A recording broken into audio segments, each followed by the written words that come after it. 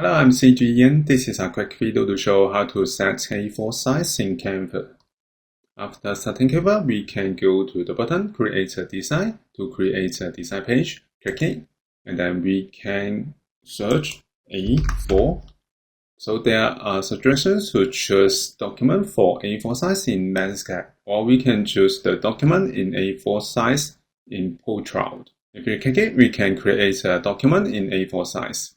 Alternative, we can customize, and then we can type the value. Firstly, we can set the units first, and then set cm.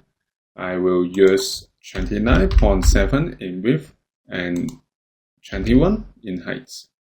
So we can have the suggestions here, or we can click Create a Design to create a design page. This is landscape.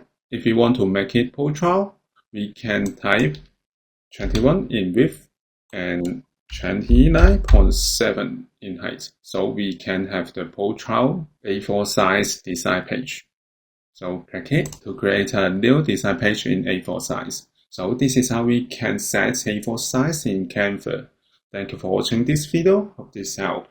Please subscribe this channel. More video will be shared with you. I'm CG Ian. See you in the next video. Bye bye.